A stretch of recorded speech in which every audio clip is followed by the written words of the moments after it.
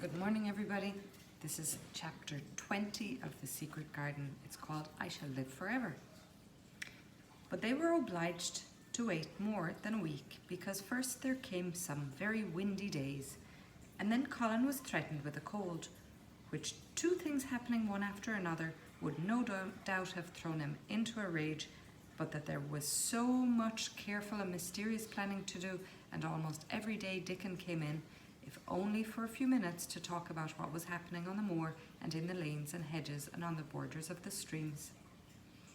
The things he had to tell about otters and badgers and water rats' houses, not to mention birds' nests and field mice and their burrows, were enough to make you almost tremble with excitement when you heard all the intimate details from an animal charmer and realized with what thrilling eagerness and anxiety the whole busy underworld was working.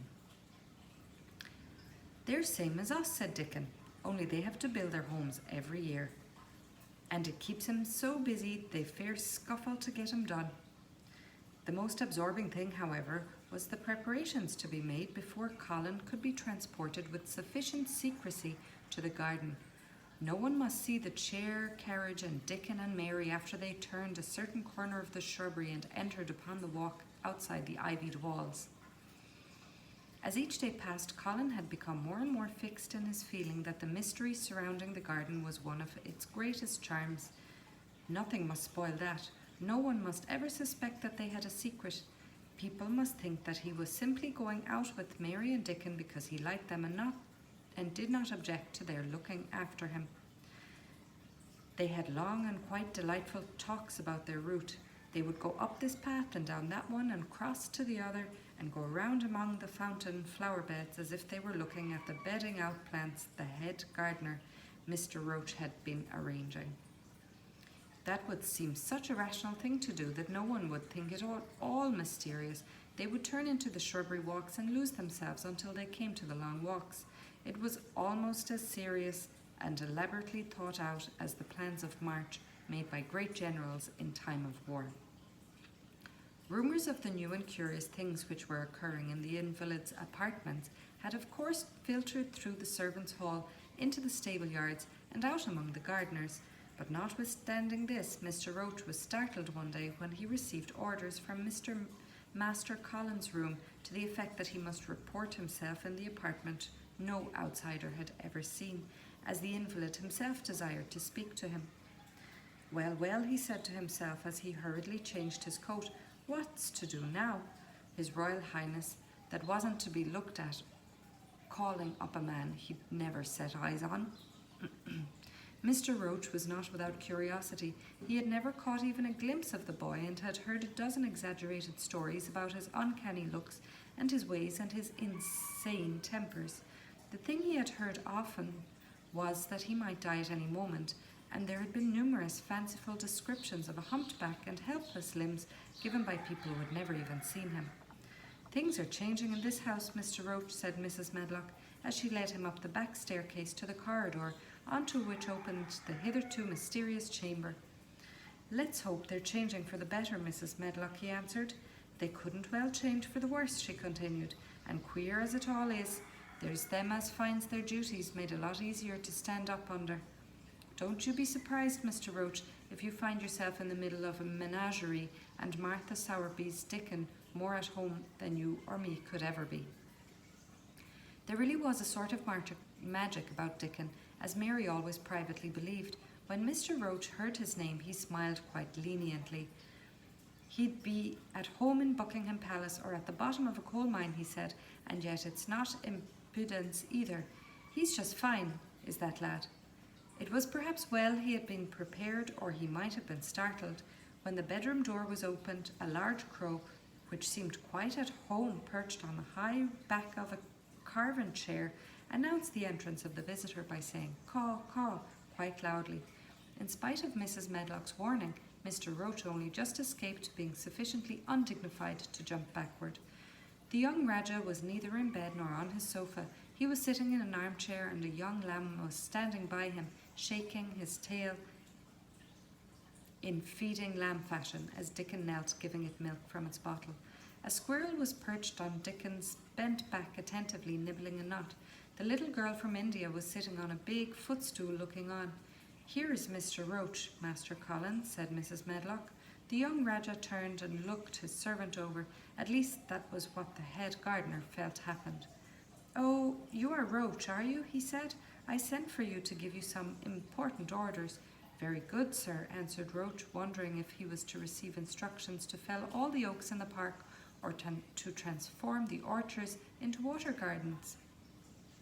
"I'm going out in my chair this afternoon," said Colin. "If the fresh air agrees with me, I may go out every day. When I go, none of the gardeners are to be anywhere near the long walk by the garden walls. No one is to be there. I shall go out about 2 o'clock, and everyone must keep away until I send word that they may go back to their work." "Very good, sir," replied Mr. Roach, much relieved to hear that the oaks might remain and that the orchards were safe. "Mary," said Colin, turning to her, "what is the thing you say in India when you have finished talking and want people to go?" "You say, 'You have my permission to go,'" answered Mary. The Rajah waved his hand. "You have my permission to go, Roach," he said, "but remember this is very important." "Caw, caw," remarked the crow hoarsely but not impolitely. "Very good, sir. Thank you, sir."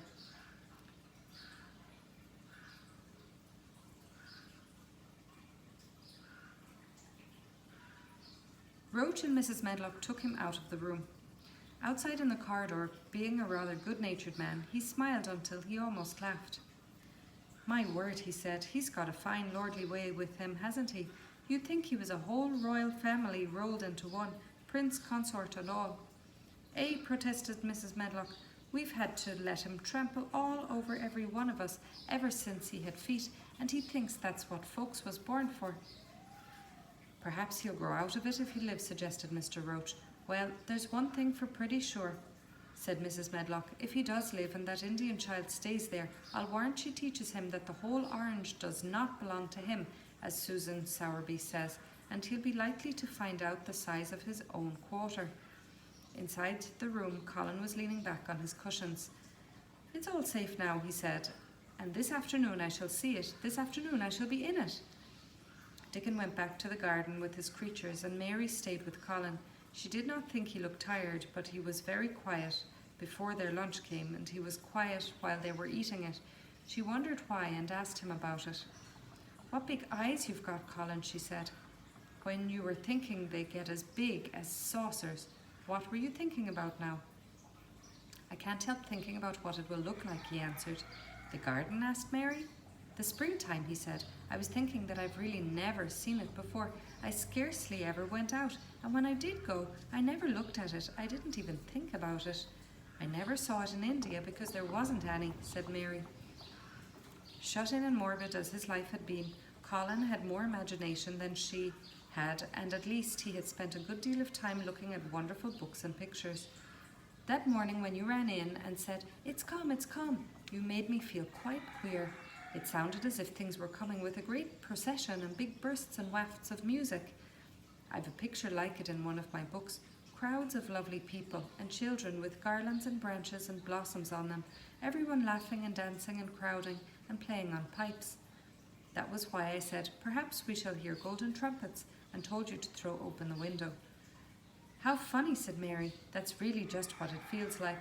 And if all the flowers and leaves and green things and birds and wild creatures danced past at once, what a crowd it would be. I'm sure they'd dance and sing and flute, and that would be the wafts of music." They both laughed, but it was not because the idea was laughable, but because they both so liked it. A little later, the nurse made Colin ready. She noticed that instead of lying like a log while his clothes were put on, he sat up and made some efforts to help himself, and he talked and laughed with Mary all the time. "This is one of his good days, sir," she said to Dr. Craven, who dropped in to inspect him. "He is in such good spirits that it makes him stronger." "I'll call in again later in the afternoon, after he has come in," said Dr. Craven. "I must see how the going out agrees with him. I wish," in a very low voice, "that he would let you go with him." "I'd rather give up the case this moment, sir, than even stay here while it's suggested," answered the nurse with sudden firmness. "I hadn't really decided to suggest it," said the doctor with his slight nervousness. "We'll try the experiment. Dickon's a lad I'd trust with a newborn child. The strongest footman in the house carried Colin downstairs and put him in his wheeled chair near which Dickon waited outside. After the manservant had arranged his rugs and cushions, the Rajah waved his hand to him and to the nurse. "You have my permission to go," he said, and they both disappeared quickly, and it must be confessed, giggled when they were safely inside the house. Dickon began to push the wheelchair slowly and steadily. Mistress Mary walked beside it, and Colin leaned back and lifted his face to the sky. The arch of it looked very high, and the small snowy clouds seemed like white birds floating on outspread wings below its crystal blueness. The wind swept in soft big breaths down from the moor and was strange with a wild, clear, scented sweetness. Colin kept lifting his thin chest to draw it in, and his big eyes looked as if it were they which were listening instead of his ears. "There are so many sounds of singing and humming and calling out," he said. "What is that scent the puffs of wind bring?" "It's gorse on the moor that's opening out," answered Dickon. "The bees are at it wonderful today." Not a human creature was to be caught sight of in the paths they took. In fact, every gardener or gardener's lad had been witched away, but they wound in and out among the shrubbery and out and round the fountain beds, following their carefully planned route for the mere mysterious pleasure of it. But when at last they turned into the long walk by the ivied walls, the excited sense of approaching thrill made them, for some curious reason they could not have explained, begin to speak in whispers. "This is it," breathed Mary. "This is where I used to walk up and down and wonder and wonder." "Is it?" cried Colin, and his eyes began to search the ivy with eager curiousness. "But I can see nothing," he whispered.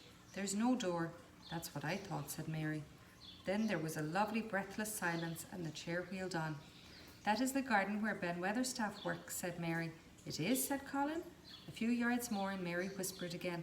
"This is where the robin flew over the wall," she said. "It is?" cried Colin. "Oh, I wish he'd come again." "And that," said Mary with a solemn delight, pointing under a big lilac bush, "is where he perched on the little heap of earth and showed me the key." Then Colin sat up. Where? There," he cried, and his eyes were as big as the wolf's in Red Riding Hood, when Red Riding Hood felt called upon to remark on them. Dickon stood still, and the wheel chair stopped.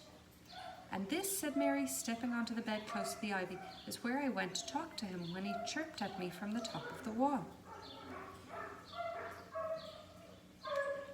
And this is the ivy the wind blew back." And she took hold of the hanging green curtain. "Oh, is it?" gasped Colin. "And here's the handle, and here's the door. Dickon, push him in quickly." And Dickon did it with one strong, steady, splendid push. But Colin did actually drop back against his cushions, even though he gasped with delight, and he had covered his eyes with his hands and held them there, shutting out everything until they were inside and the chair stopped, as if by magic, and the door closed. Not till then did he take them away and look round and round and round as Dickon and Mary had done, and over the walls and earth and trees and swinging sprays and tendrils the fair green veil of tender little leaves had crept.